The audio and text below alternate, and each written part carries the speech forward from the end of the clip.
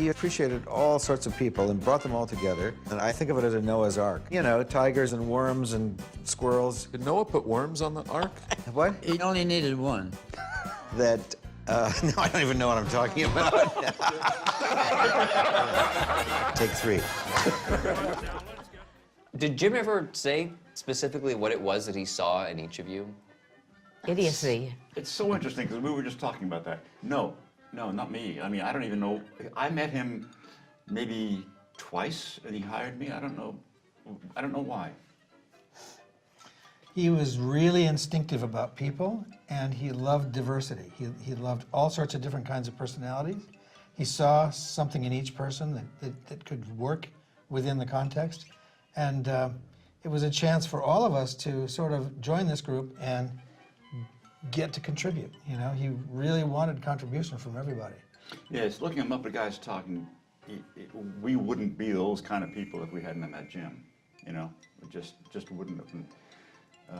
And that's part of the reason why Muppet Guys Talking is not just about funny stories, which it is funny, and not just about ribbing each other, but there's a deeper. Well, Victoria, she's the one who conceived it.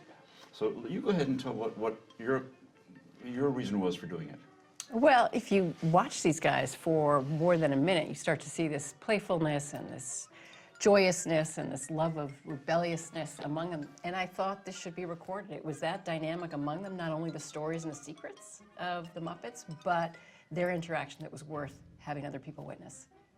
It's a different way of working, and it's a new way of interacting for all kinds of people. Didn't really have a hierarchy. I mean, Jim was the boss and kind of the lead person, but he would ask anybody if they had a suggestion that would make the sketch better, whatever. He was a real egalitarian, and I can just tell you that he changed my life tremendously because he was such a wonderful human being, and the way he treated everybody just made me try to be that kind of person with all my interactions in the rest of my life. Do you remember any of the specificities of what the rapport was and how the work got done? Because, I mean, you open the documentary with this sort of, these pipes Right. at 30 Rockefeller Plaza, Right. which is just this moment of sort of flash creativity. Right. And I imagine that, you know, whatever might have been scripted going in, you were constantly sort of finding and discovering things as you went. Well, Jim encouraged that. Jim always encouraged, as Franny said, Jim always encouraged our input, and so whatever was given to us, we were also, you know, Jim wanted us to comment on and made it richer. Yeah, And what do you Jim think? always was the boss. I mean, just because I had a strong idea about something, he wouldn't necessarily agree with it. And if he didn't agree with it, then I'd just kind of give up. But he would take anything, and he used a great deal of what was given to him. But you and Jim worked together so extraordinarily well. You know, they were both mischievous in their own ways, and they would crack each other up, and of course everybody on the set would be laughing. It was just sort of a magic I don't know. partnership. It was weird. I don't know what it was. Chemistry. Yeah. Chemistry. Yeah. Well, I they think were- we they all were have the- good chemistry, don't you think? Oh, yeah. And I think it's Jim and Frank were an amazing comedy duo. They had a sense of where each other was going. They left gaps for each other. Their dialogue tumbled. It didn't collide. It was remarkable to watch the two of them work together. And Jim had this sort of relationship with everybody in the company, a specific relationship. A good example was Don Saleen, who was one of the great puppet builders. And Don used to always say, I never want to be doing what I'm supposed to be doing. So if he was supposed to be doing Dr. Teeth, building Dr. Teeth for Electric Mayhem, he would actually spend 3/4 of his time working on something else. And What do Jim, you mean, baby? What do you mean? well, he was doing a character with a grin. There's a colloquialism for the grin that I won't say here, but it's an eating grin. And he I don't get it. he was specifically working on Dr. Teeth with these great big teeth, and then he had this other character whose mouth was closed, but the lips could retract and give him this grin, like that. And it was so funny. But that was what he was working on all the time, and he would just barely keep Dr. Teeth going. And Jim would come in, they'd have a meeting, And Jim knew he was working on this other thing, but he loved it. He loved the fact that there was some anarchy and fun, and he knew that it would make the work better. Yeah, and also, you know, Jim instigated a lot of this stuff. He wasn't like, oh, it's funny, let's do it. He started a lot of this stuff. Remember yeah. ATV? We haven't told this in the Muppet Guys Talking, but ATV was the television studio in London where we shot Muppet Show, and there was a large cafeteria called a canteen, and on the wall was a big mural. And it was kind of a mural of working people, you know, people with shovels, trucks, you know, all these people. Well, it was who- about television production. It was also Okay, dancers and orchestras right. and bands. And so Jim said, so one night Jim's idea was, and we did it, we took pictures of Bunsen Honeydew, Gonzo, just faces, and then we got a big old tall ladder, and at night when everybody was gone, we put their faces over the faces of the... We actually we went up there and traced the figures. Oh, and then we came down and made foam core figures that were just a little bit larger of the Muppets to fit right over the ones that were up there. So Bunsen Honeydew might have been doing ballet and so forth. And so then I think the last night of our first season, we snuck into the canteen at after hours. Nobody was there. We had arranged for getting a couple of ladders. And we went up and we stuck all these things out, like 15, 20 feet off the ground. And we were going to see if anybody noticed it. Yeah. And we Really? completely And did they? covered every figure, every character that was on the mural with our own characters. And they left them up there as long as we were there. Yeah. I think until it became BBC. See, that's the thing with the pipes and that. Jim just did this, you know, he didn't do it for money, he didn't do it, he just has fun. He just said, hey, let's do this. And this is the kind of boss and the kind of working relationship that Victoria was talking about. It's very rare. Right. Which is now since rubbed off on all of these guys. It's in them.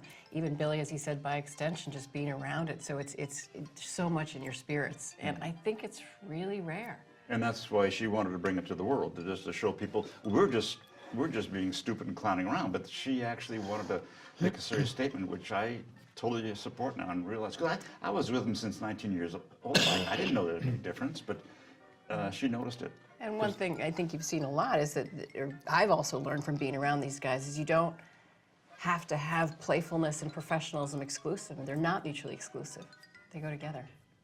There's that great story, I wasn't there, but I believe you guys were in Florida. There was the Muppets at Disney World, and there was some choreography, a big group of characters, choreography, and everybody was in sync, and Kevin Clash was organizing this dance.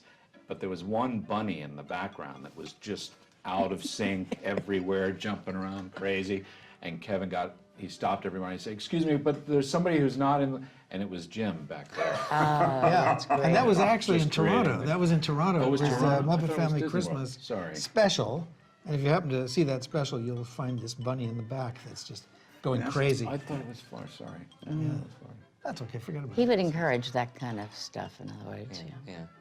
When I was a kid, I used to take the potted meat in the supermarket and put it in different places. Oh, yes. Obviously, Jim and I are. Yes. Yeah, that is not just for fun only. It Yeah. is great fun, but it supports an atmosphere where we can do things and feel safe and try things. Yeah. And that's the only way we can create characters and where we can do our best work. The music is one of the most important aspects of everything involved with the Muppets. And I was like a morose kid growing up, so I loved those sort of softer songs that were a little more poignant. So I Don't Want to Live on the Moon, I think, was the one that really sort of captured my heart. Well, I'd like to visit the moon on a rocket ship high in the air. How did you feel? What part did the music play for you? It was huge, and Jim was absolutely an amazing,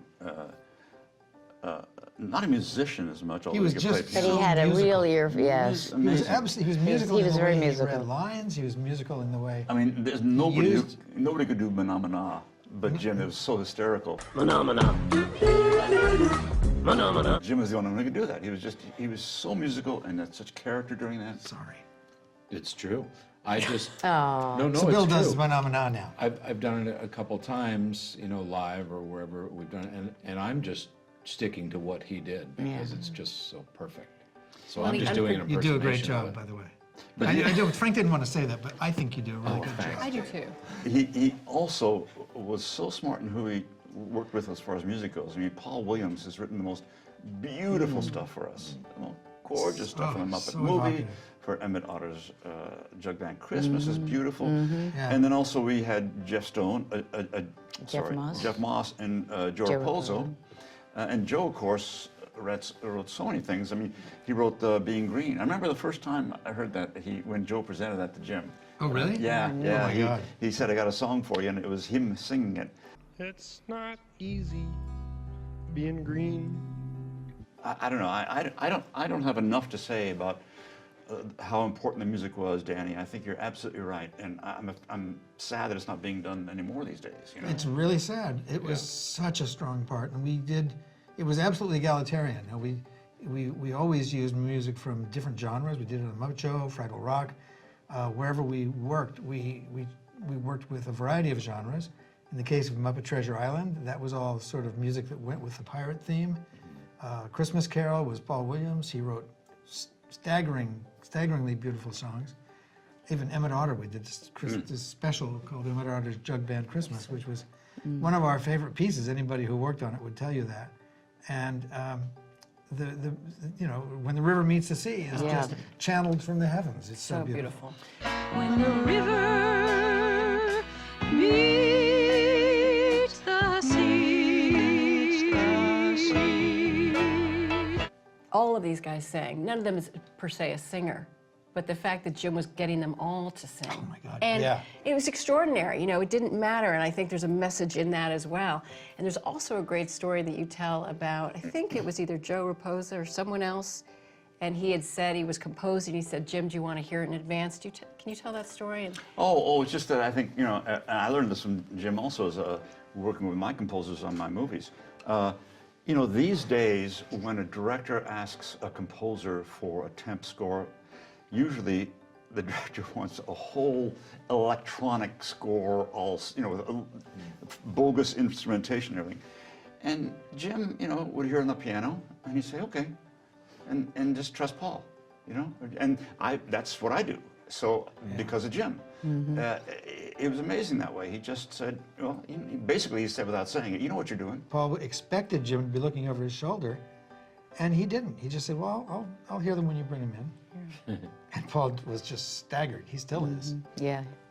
Yeah, they've done beautiful work. But Jim also, I came from, when I was 19, he always broke down songs in the beginning when which he did later on also, with harmonies. Who's doing the harmony? Who's doing this? As a 19-year-old, I came and said, I have no idea what harmony is. Right. What is harmony? Oh, and then I found out, and I realized, I can't do harmony. Yeah. Well, you know, I have no singing voice. I don't even know what I would sound like. I'm a terrible singer. And yet somehow, because of Jim, I've been able to be in a recording studio for thousands and thousands of hours. And it's a very fun place to play. And you're singing in character, too. It's not Singing you, characters, Dave. Yeah, you know, that which I I can just find barely freeing. skate by with. That's so interesting because I would think that would be so much more challenging to maintain a voice, a character voice, and sing. But do you think that made it easier for Technically, you yes, but to not. sing? Just listen to Going Back There Someday. Going back there someday. No, it's so much It's easier. amazing. I'm going to go back there someday. Yeah, I mean, it can come from a different place, and it's you know, it's some sort of a character, a misfit goat or you're a duck as the singing, character. and you don't expect good singing. So, but you can expect good emotion and good truth, and that's what we can get through. We can get through there. It's my favorite thing to do. I wish we did do it. Me I don't too. know why. Me No, I too. wish we That's did what I too. miss the most is recording. Yeah, Danny, You you're get the- spot on about that. Nobody's really brought that up that much, but Such fun. absolutely spot on. It was so important to us, certainly in the Muppet Show. Yeah. We did all these pieces, and Fraggle Rock, and Sesame Street. Sesame, you know, that was really exactly what we said. This is really the Muppets were so much music. I don't know. Absolutely, yeah. And back in the early days, we used to all record, if you recall, sitting on stools in the same studio, which was great fun. Yeah. Now we all tend to just, you know, go into the studio and do our own voice to the track. But that, Yeah, there's not groups The so group much. When I stuff, first started, yeah. it was more group Well, that's things, and now it's more I don't know. individual. Well, that was the most recording, fun you we know. had with Jim, and I think the most fun Jim had is when when Jerry and I and Richie and you and everybody were around Yeah. recording, that was the most fun we had. God. Exactly. There was an example. I thought you were- Jim was crying with laughter. Oh yeah, and I thought you were going to mention the one where we were gargling. Oh, the What was fish. that song? I mean, we were singing as fish or something. And we Yeah. were, Oh, probably. We all had to gargle our parts so we had a cup of water, and we would load up, and the microphone would be above us, and we would try to sing the song, gargling. Just, you know. Because you were it was- fish, right? It was Yeah. just ridiculous, but it was so much fun, and it sounded great. It looked great on screen too. Well, and that's, I think, a sub-message here as well, just that they were having fun and that it wasn't perfect. And I think that's why so many people relate. You know, that's true. The lack of perfection is something we've lost. Yeah. Not no, that's intentionally, right. Yeah, not because of it's any an ability. okay. It's sometimes better Yeah. But these than days, perfection. our recordings, our music recordings, are very precise and very, you know, we do as many takes as is necessary. We get everything working perfectly. In the earlier years with Jim, we just sang and let it be ragged. Yeah. You Yeah. know, it was Jim liked that. And that actually, going back to Muppet Stick Manhattan, Muppet Oh my Guys God! Talking. What a silly thing to say. Oh, darling. the movie I directed. Oh, go on. Right. Muppet Guys Talking is that because of this imperfection, this rambunctiousness, this rebellious, anarchic feeling of Muppets, that's why I wanted to shoot Muppet Guys Talking the way I did, which is rebellious, rambunctious. You see the cameras are shaking.